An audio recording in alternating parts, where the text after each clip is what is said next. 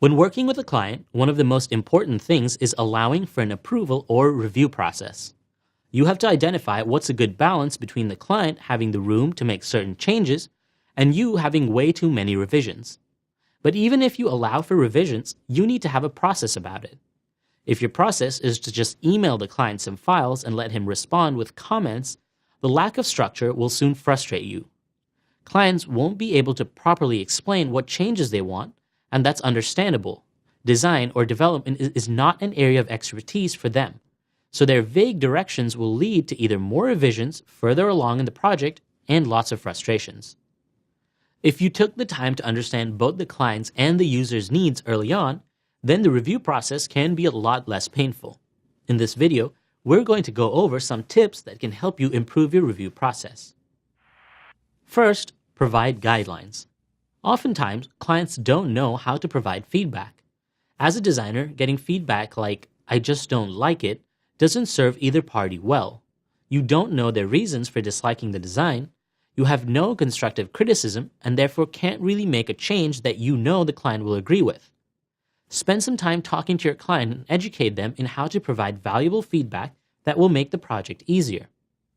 Ask them to explain gut reactions. Rather than saying, "I just don't like this," ask them to think about what exactly it is they don't like and why.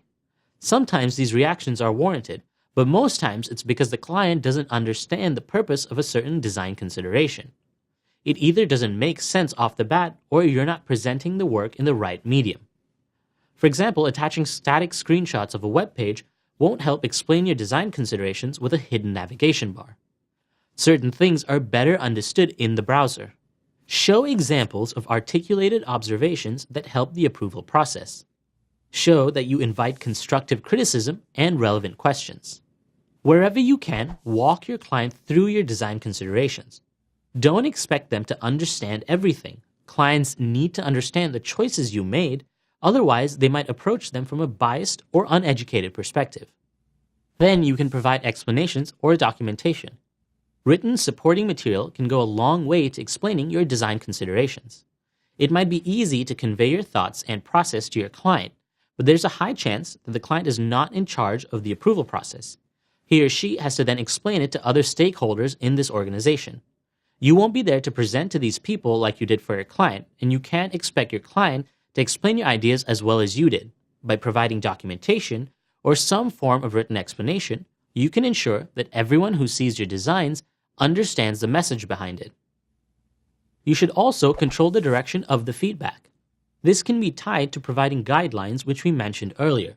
When explain the design within the context of the content and the audience.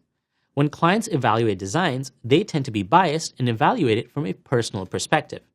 Remind them that everything should be judged from a user's perspective.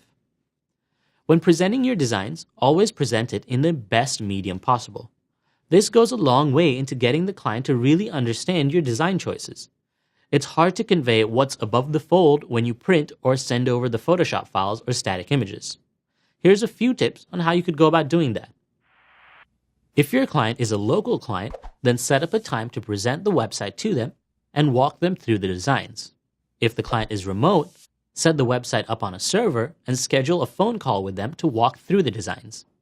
There are also apps that can help you with this task. Check out Envision app, one that's made specifically for sharing, review, and approval, or you can use Basecamp to invite clients to the project where they can comment on any files.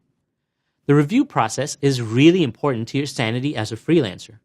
Following these steps doesn't necessarily mean that the review and approval process will always be easy and efficient, but it will make the task much smoother. The more you do it, the better you can streamline your workflow.